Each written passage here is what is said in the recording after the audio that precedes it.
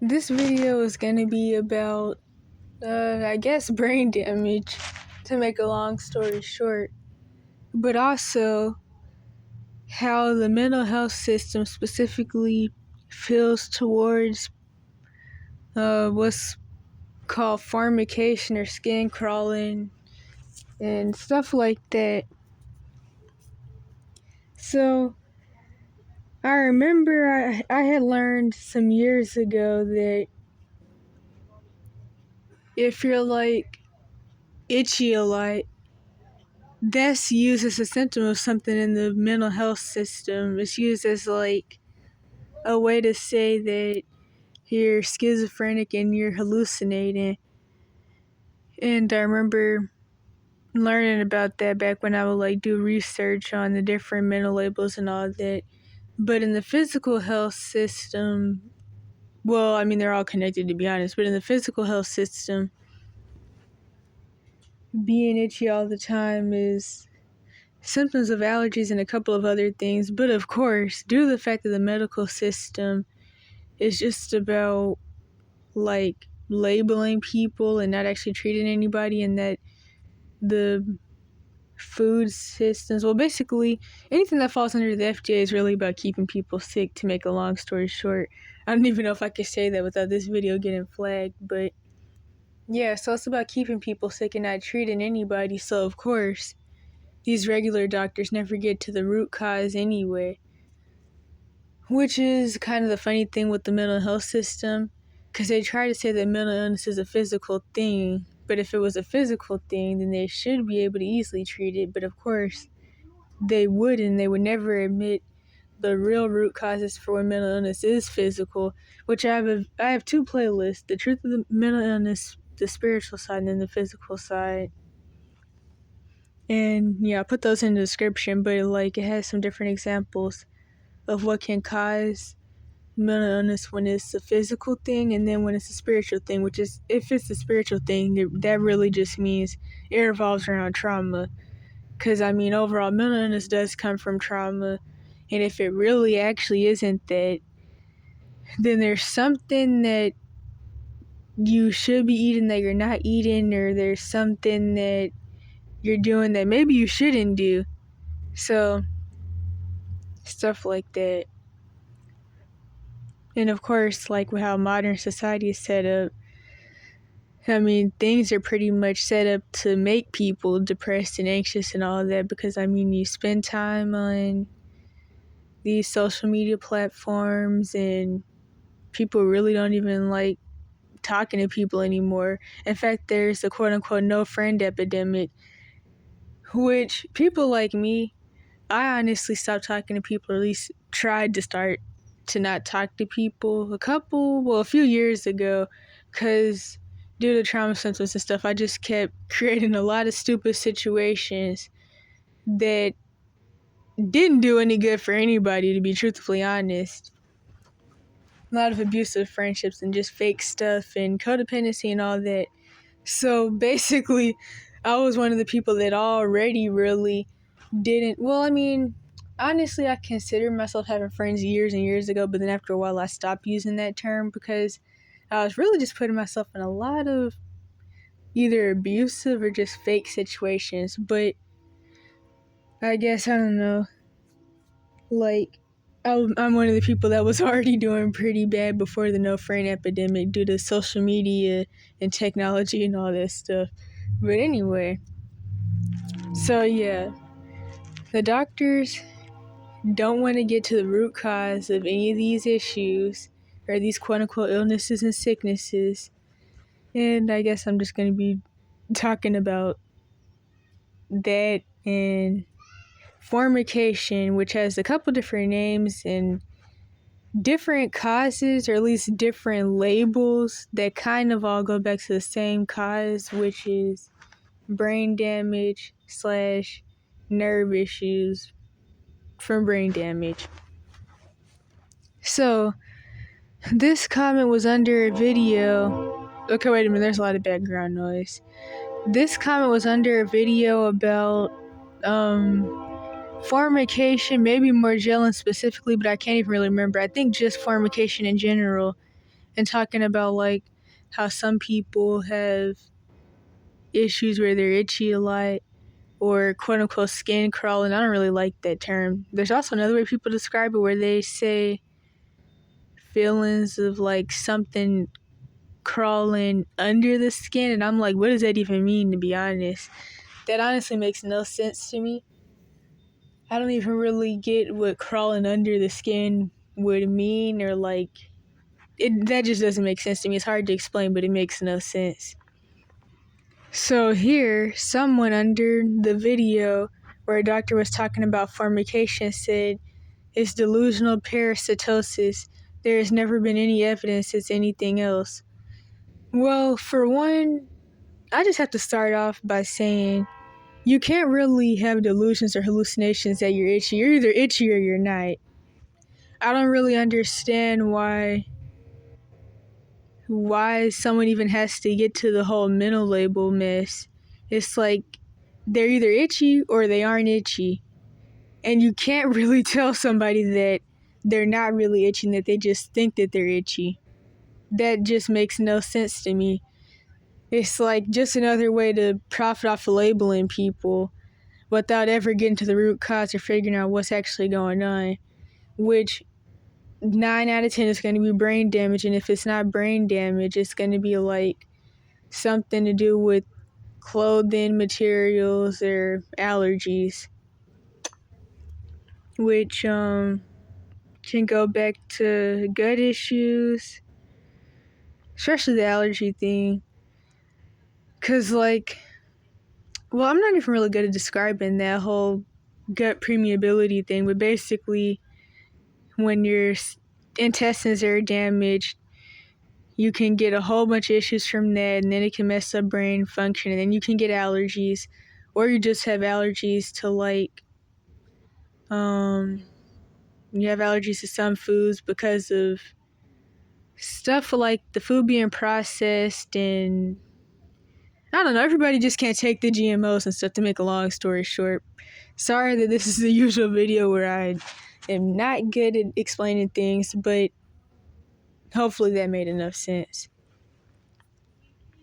And then another thing I had to say about the delusional parasitosis thing is that how are you going to say that somebody has delusional parasitosis and basically they're having delusions about having parasites, even though half the people with formication aren't claiming to have parasites?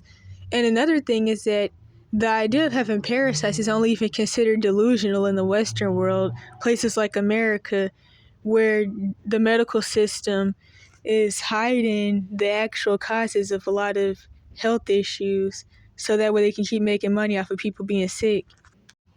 So yeah, it's like you can't say that someone's having delusions about having parasites when they've never even claimed to have parasites. And the idea of parasites isn't a delusion, at least not in most parts of the world anyway. In a lot of places, they do parasite cleanses every 6 months or once a year.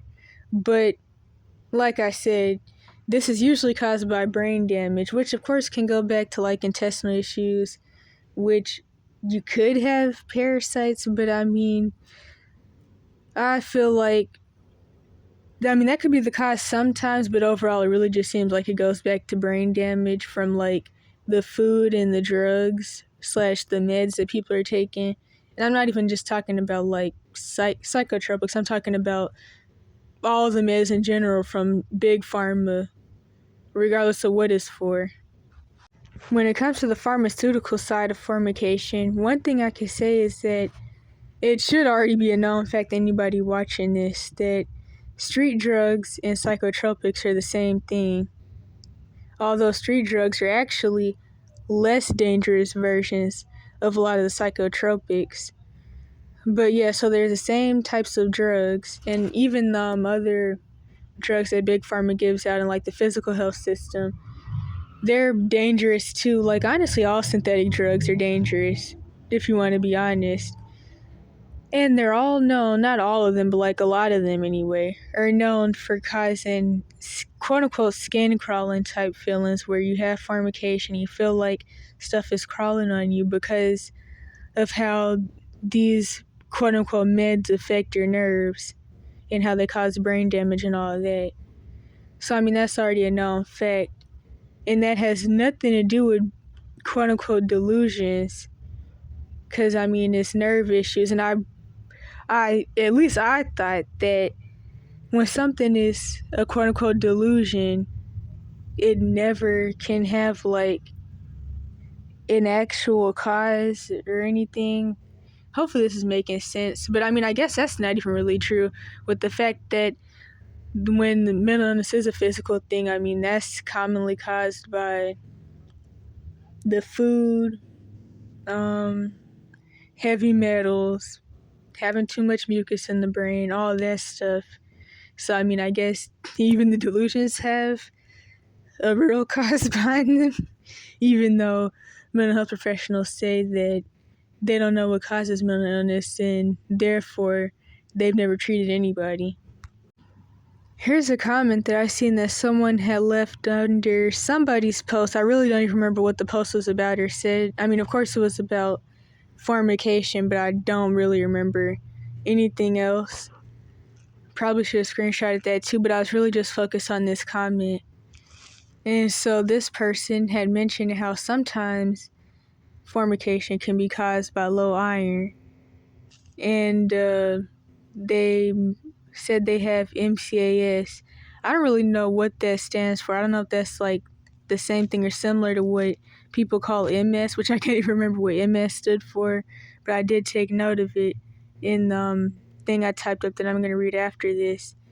So anyway, this person responded to the post of someone talking about their formication. They said, "These are symptoms of low iron levels. I have MCAS too, but I don't assume every symptom is an MCAS symptom. Skin crawling, itchiness, and restless leg syndrome, which those are all also side effects of psychotropics. All are well-known symptoms of very low iron levels.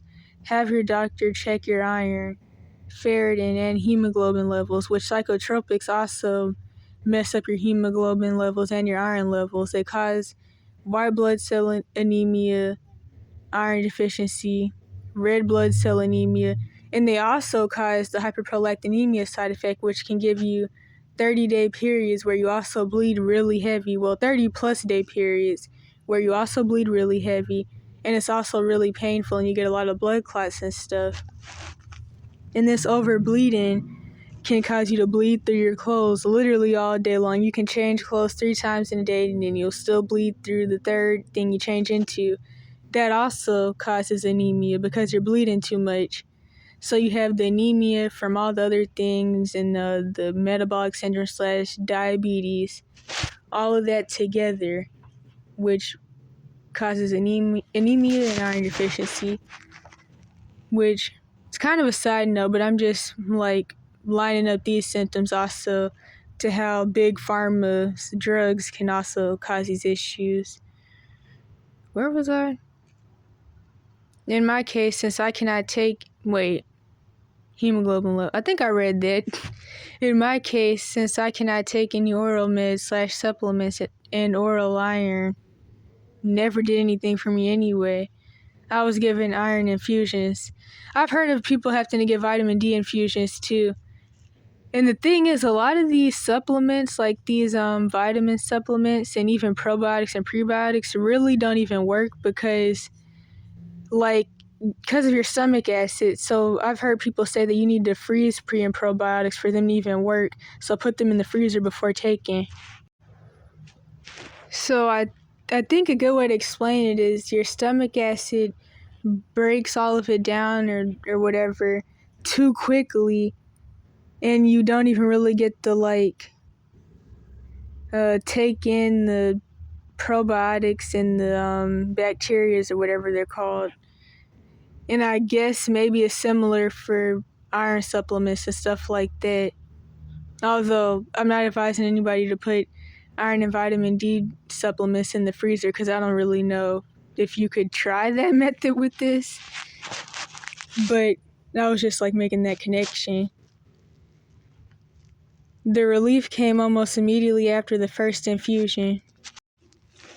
So here's a list of some of the causes. I could have put more, but I forgot to put some. And yeah, other reasons for itching, or well, I shouldn't even put other reasons. The reasons for this are issues like lymphoma, Ig antibody released by parasites that causes itching, which of course, it's really hard to even get a parasite test, and like some of the ones that are out there are really expensive because they come along with GI map / gut microbiome tests that are like $300 and stuff. And yeah, so the only parasite test you can really find somewhat easily from like Quest or LabCorp test for a whole bunch of bull crap, not the stuff that people even usually have that really causes issues. So yeah, that's kind of whatever, but I mean, if you can find a test and you want to test for it, then do that. But another thing is stool tests really aren't reliable. Doesn't matter what lab you send it to. It doesn't matter if it's some private gut microbiome test company or if it's like the regular doctor. Stool tests are not very accurate for a lot of reasons, which is why some gut microbiome tests for these like private companies or whatever will do 3 to 7 day stool tests, but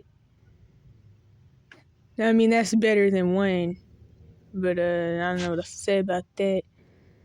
Toxicar, can't even really remember what that was, but it's something that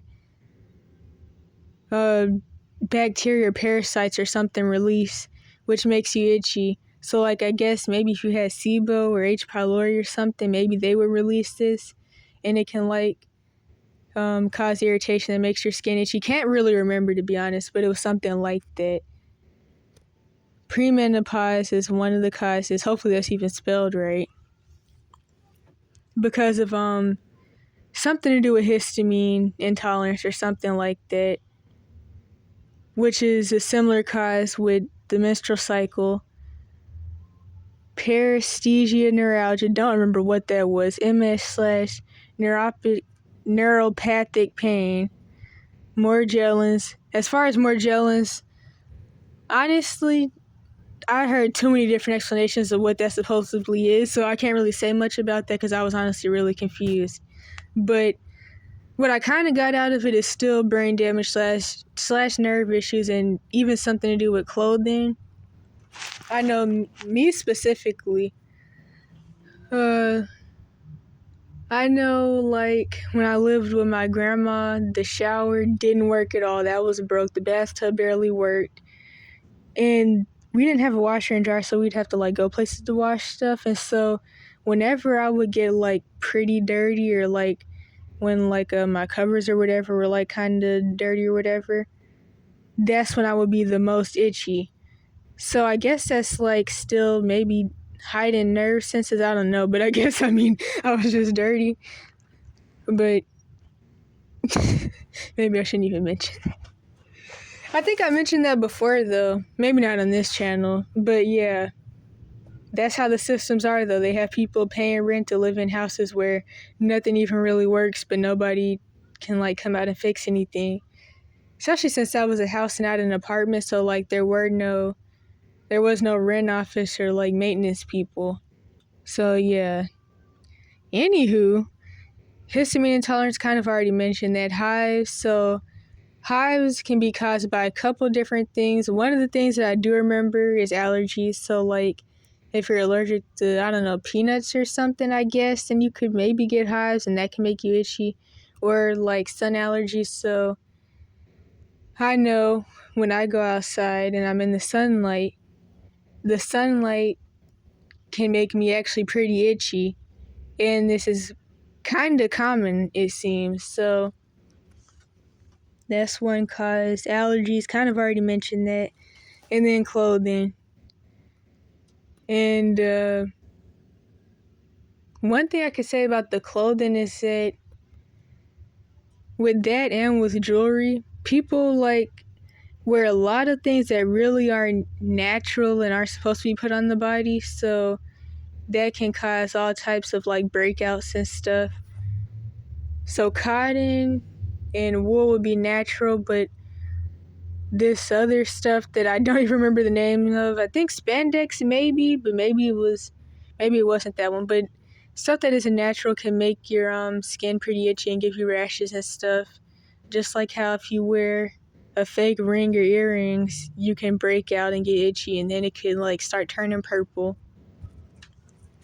And so what I found is that overall, the root cause is brain damage / nerve issues stems from the food, the processed food, which I mean, there's a lot I could say about that.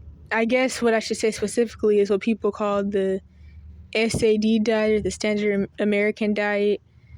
Forgot to mention jabs. I can't say the other word because of censorship.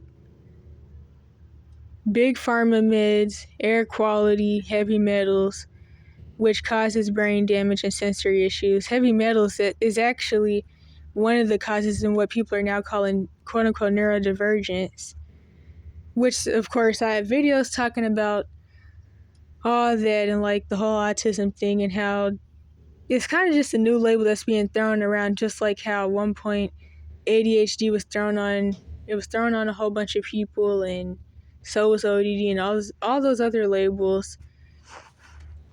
And just like was mentioned in a screenshot I had in one of these videos, somebody said that psychiatry moves in fads, and basically at different points in time there's different diagnoses that they like to pump out and label everybody with. But when there actually is a quote-unquote issue there when it comes to quote-unquote neurodivergence, it's commonly caused by heavy metals and the food and all that. And then when not that, still trauma, of course.